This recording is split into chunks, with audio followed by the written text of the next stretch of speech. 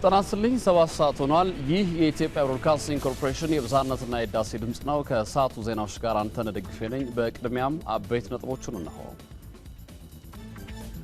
በመስኖ ልማት የወጣቶችን ተጠቃሚነት ለማሳደግ በትኩረት እየተሰራ መሆኑን የኦሮሚያ መስኖ ልማት ባለስልጣን አስታወቀ።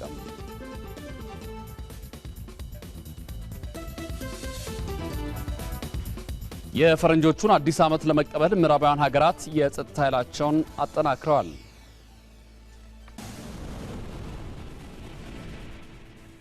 አሁን ወደ ዝርዝር ዜናዎች አልፋለሁ። በዘንድሮ የመስኖ ልማት መርሃ ግብር የወጣቶችን ተሳታፊነትና ተጠቃሚነት ለማሳደግ በትኩረት እየተሰራ መሆኑን የኦሮሚያ መስኖ ልማት ባለስልጣን ገለጸ። በክልሉ በድርቅ በተጎዱ አካባቢዎችም ተጨማሪ በጀት ተመድበው የመስኖ መሰረተ ልማቶች እየተገነቡ መሆኑን ባለስልጣኑ አስታውቋል። አህመድ ኢብራሂም ተጨማሪ ዘገባ አለው። በኦሮሚያ ክልል 58 ቢሊዮን ሜትሪክ ኪዩብ የገጸ ምድርና 23 ቢሊዮን ሜትሪክ ኪዩብ የከርሰ ምድር የውሃ ሀብት እንደሚገኝ በዘርፉ የተካሄዱ ጥናቶች ያመለክታሉ።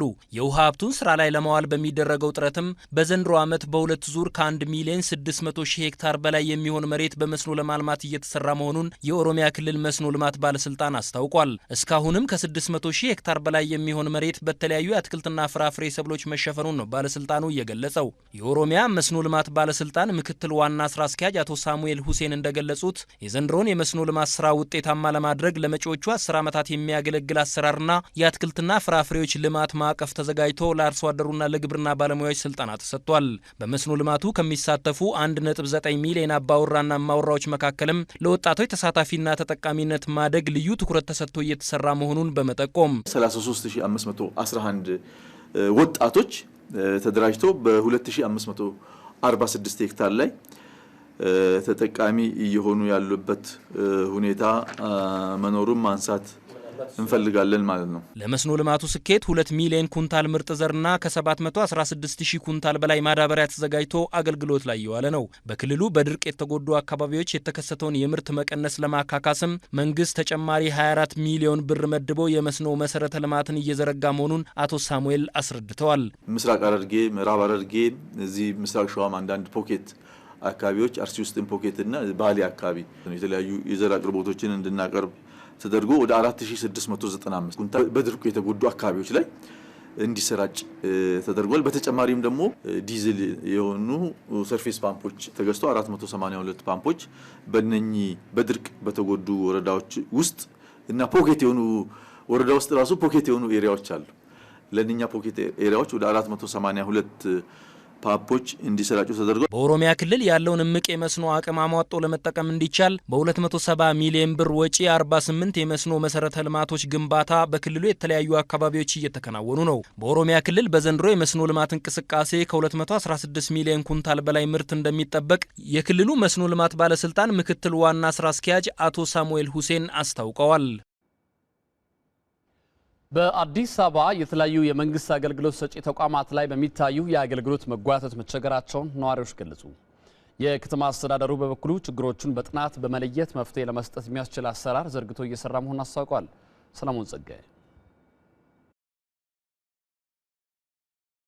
አንድ መታወቂያ ለማውጣት ቢያንስ 5 ቀንና 10 ቀን ሳትመላለስ አታገኝም። 5 ቀንና 10 ቀን ተመላለስ ማለት ደግሞ ምን ያህል ጊዜና ስራ እንደሚጠፋ ይሄ ግልጽ ነው። ለማንኛውም ግልጽ ነው። መታወቂያ ለማሳደስ ነበር እዚህ የተገኘው፣ ግን ፕሮሰሱ በጣም ረዘመ። ለማሳደስ ከመጣሁኝ ጠዋት 12 ሰዓት ነው ወረፋ ያስኩት፣ ግን እስካሁን አልተስተናገድኩኝም ማለት ነው። እነዚህን ቅሬታ አቅራቢዎች በአዲስ አበባ ንፋስ ስልክ ላፍቶ ክፍለ ከተማ ነው ያገኘናቸው። በተመሳሳይ የተለያዩ አገልግሎቶችን ፈልገው ነገር ግን ለከፍተኛ እንግልትና ኪሳራ መዳረጋቸው ነው በተለያዩ ክፍለ ከተሞች ያገኘናቸው ነዋሪዎች የሚናገሩት። ካሳ ክፍያ ላይ ያለው ነገር በጣም እንግልት አለ። አንተ ከይዞታ ከተፈናቀልክ በኋላ ቤት ከፈረሰብህ በኋላ ካሳ ክፍያ ለማግኘት ውጣ ውረዱ የምትመላለሰው ጊዜ በአግባቡ የሚያናግር ሰው የለም። እዚህ በምትመጣበት ሰዓት ቀጠሮ ነው። 15 ቀን ትቀጠራለህ፣ 2 ወር ትቀጠራለህ። እኔ አሁን እዚህ ቤት ስመላለስ 1 ዓመቴ ነው። ግብር ማስረጃ ሰነድ አንጪ ይላሉ። ሁሉንም አምጥቻለሁ ደጋግሜ ማለት ነው። ግን ምን መፍትሄ የለም። ዛሬ ራሱ የወጣቱ 2 ሰዓት የገባው ነው። በቅርቡ በሀገር አቀፍ ደረጃ በይፋ በተጀመረው የመልካም አስተዳደር የንቅናቄ መድረክ የአዲስ አበባ ከተማ አስተዳደር ከነዋሪዎቹ የተነሱ ቅሬታዎችን በጥናት መለየቱን ይፋ አድርጓል። በአገልግሎት አሰጣጥ ዙሪያ የስነ ምግባር እና የኪራይ ሰብሳቢነት ችግር መኖሩ፣ በጥቅም ትስስር ምክንያት በህዝቡ የሚነሱ ሮሮዎችን አዳምጦ ቀልጣፋና ፍትሃዊ ውሳኔዎች ያለመስጠት፣ የኪራይ ሰብሳቢነት አመለካከትና ተግባር እየተበራከተ መምጣቱ፣ በአገልግሎት አሰጣጡ ዙሪያ ባለ ጉዳይ ማመላለስና ማመናጨቅ የሚታይ መሆኑ፣ ህገወጥ ግንባታና መሬት ወረራን በአግባቡ አለመከላከል፣ እያዩ እንዲያላዩ የማለፍ፣ የሰነድ አልባ መስተንግዶ በሚፈለገው ፍጥነት አለመጠናቀቁ።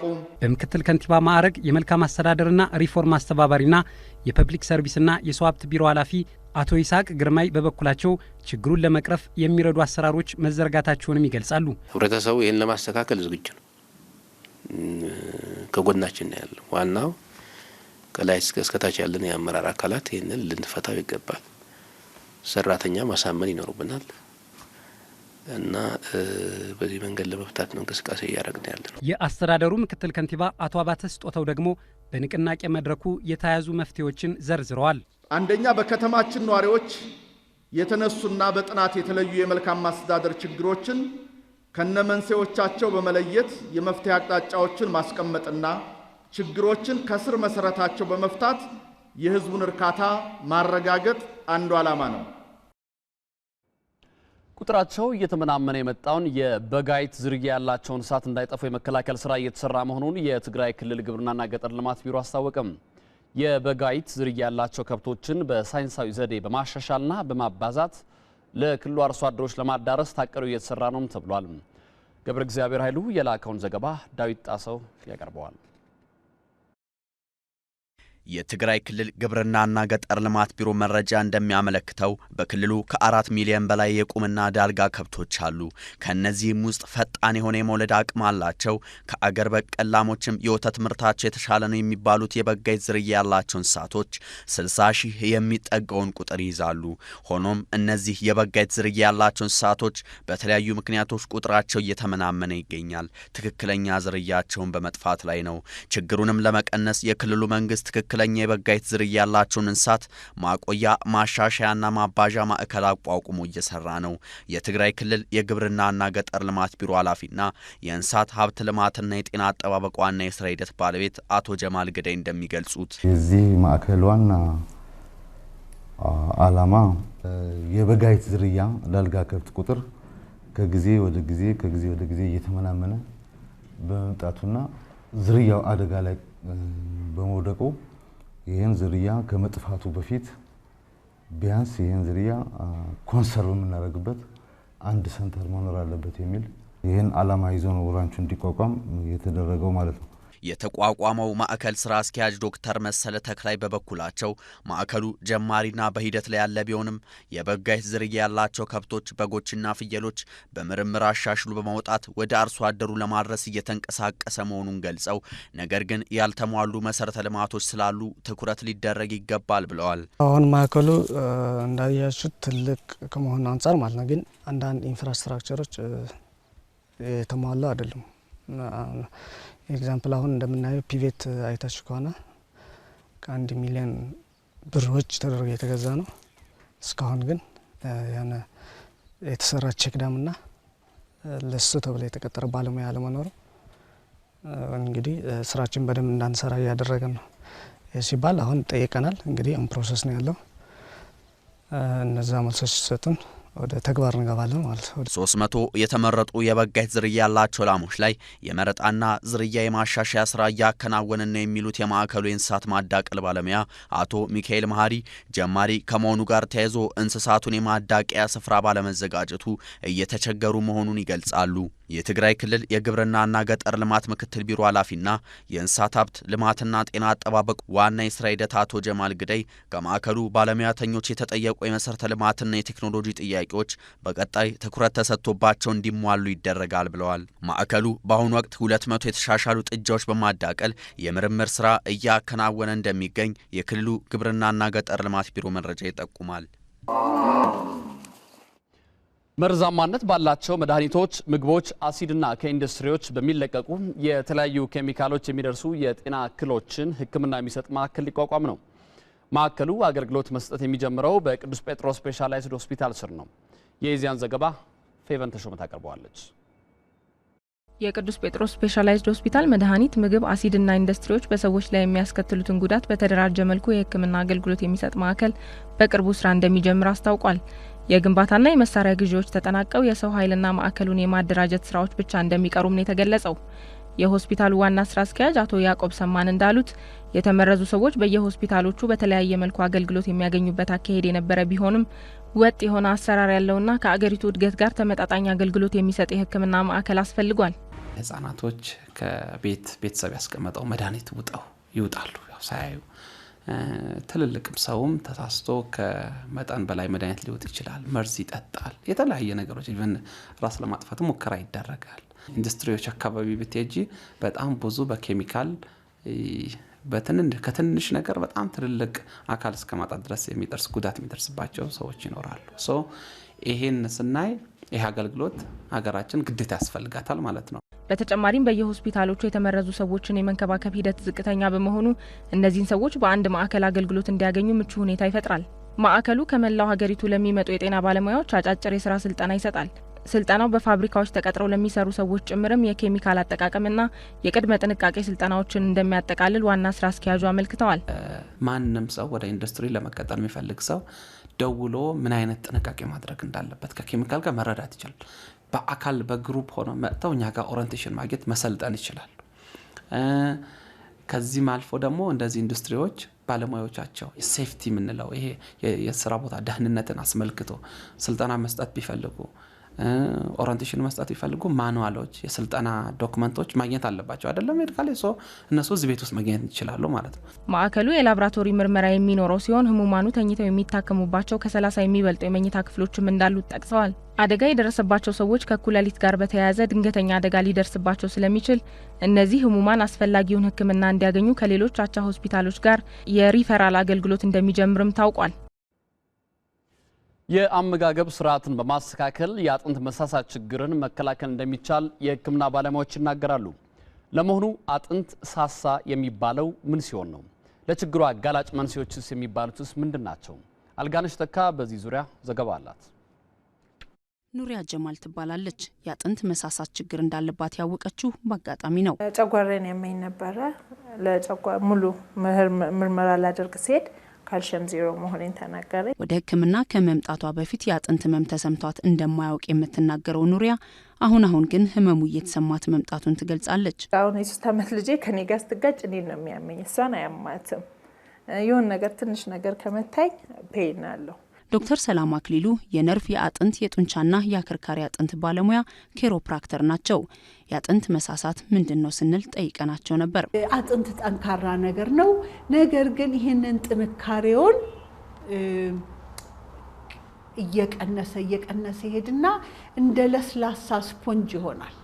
ከዛም አልፎ በጣም ከመለስለሱ የተነሳ አሁን ለምሳሌ የአከርካሪ አጥንቶች በጣም በሚሳሱበት ጊዜ ልክ እንደ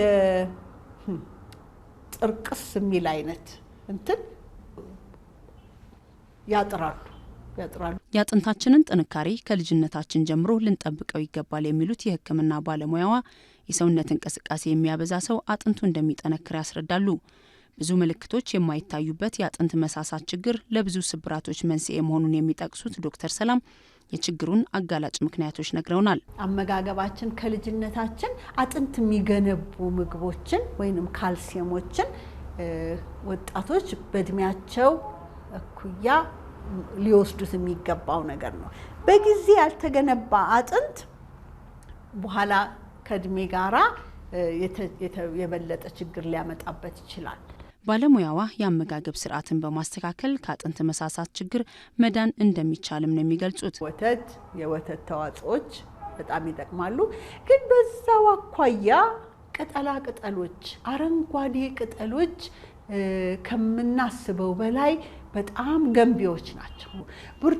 ብርቱካን ውስጥ ብዙ ካልሲየም አለ፣ ቫይታሚን ሲም አለ፣ ግን ካልሲየምም አለ። መረጃዎች እንደሚጠቁሙት እድሜያቸው ከ50 ዓመት በላይ የሆኑ ሰዎች በየአመቱ አጥንታቸው በ0.5 ይሳሳል።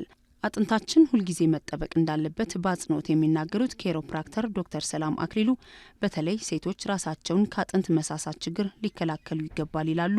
ሴቶች ላይ ደጋግማ የወለደች ሴት ልትጠነቀቅበት ይገባል። የወር አበባ ከቀረ በኋላ አንድ ሴት የካልሲየም አመጋገቧን ወይንም አወሳሰዷን መጨመር አለባት። ምክንያቱም እሱ ራሱ የአጥንት መቀነስ ምልክቶች ስለሚያሳዩ። ዜናው በቀጥታ የሚተላለፍላችሁ ከኢትዮጵያ ብሮድካስቲንግ ኮርፖሬሽን ነው። ወደ ውጭ ዜና አልፋለሁ። የፈረንጆቹን አዲስ ዓመት ለመቀበል ምዕራባውያን ሀገራት የጸጥታ ኃይላቸውን አጠናክረዋል። የሽብር ጥቃት እንዳይደርስ የአከባበር ስነ ስርዓታቸውን እስከ መቀየር የደረሱም ሀገራት አሉ። ጌቱ ላቀው ተጨማሪ አለው። ሊጠናቀቅ ሰዓታት የቀሩት የፈረንጆቹ 2015 በጸጥታ ረገድ ብዙም መረጋጋት ያልታየበት ዓመት ሆኗል። ባለፈው በፈረንሳይ የሙዚቃ ኮንሰርት ላይ በደረሰ የሽብር ጥቃት በርካቶች ለህልፈትና አካል ጉዳት ተዳርገዋል። በአፍሪካም ቢሆን በኬንያ፣ ናይጄሪያ፣ ግብጽ የደረሱት የሽብር ጥቃቶች የሚዘነጉ አይደሉም። በመካከለኛው ምስራቅ በተለይ ኢራቅ፣ ሶሪያ፣ አፍጋኒስታን ሲሰማ የነበረው የሽብር ጥቃት በፈረንጆቹ 2015 ለፈረንሳይ፣ ቤልጅየም፣ ጣሊያን፣ ጀርመን፣ አሜሪካ ሀገራትም ስጋት ሆኗል። እናም በ2015 የነበረው የሽብር ጥቃት በአዲሱ ዓመት አቀባበል ላይ ጥላውን እንዳያጠላ በተለይ አውሮፓውያን ሀገራት ጥብቅ ቁጥጥር እያደረጉ ነው። ይህን ተከትሎ በብራስልስ መንገዶች ላይ የጸጥታ ሰዎች በርክተዋል። አዲሱን ዓመት በማስመልከት ብዙ ህዝብ የሚታደምበት የርችት ስነ ስርዓትም ተሰርዟል። የብራስልስ ከንቲባ የቫን ማየር ቤልጅየም የጥቃት ኢላማ ልትሆን ትችላለች፣ እናም በተጠንቀቅ ጸጥታውን ለመጠበቅ እየሰራን ነው ብለዋል። አዲሱን ዓመት ለመቀበል በርካታ ታዳሚዎች ይሰባሰባሉ። ባለፈው ዓመት ከ100 ሺህ በላይ ሰዎች በአቀባበል ስነ ስርዓቱ ላይ ታድመው ነበር። እናም እንደዚህ ብዙ ሰው ባለበት ቦታ ላይ ምን ሊፈጠር እንደሚችል እርግጠኛ አንሆንም። እያንዳንዱን ሰው ፈትሸንም አንችልም። ፈረንሳይም አዲሱን ዓመት ለመቀበል የሚደረግ ስነ ስርዓት በከፍተኛ ጥንቃቄ እያካሄደች ነው። በፓሪስ አዲሱ ዓመት ለመቀበል ይካሄድ የነበረው የርችት ትዕይንት አሁን የማይካሄድ ሲሆን በባህላዊ መንገድ ሰዎች ተሰባስበው የሚያከብሩት ግን ይካሄዳል። የፈረንሳይ መከላከያ ሚኒስትር ጄን የቭስ ለድሪያን ሁሉም ነገር የሚካሄደው በዓሉን በአግባቡ ለማከናወን ነው ብለዋል። እያደረግን ያለነው ነገር በሙሉ አዲሱን ዓመት ያለምንም ጸጥታ ችግር ለማክበር ነው። ሁሉንም ነገር በተለያየ አቅጣጫ በንቃት ማየት አለብን። አሁንም ፍርሃት አለ፣ አሁንም ችግር አለ።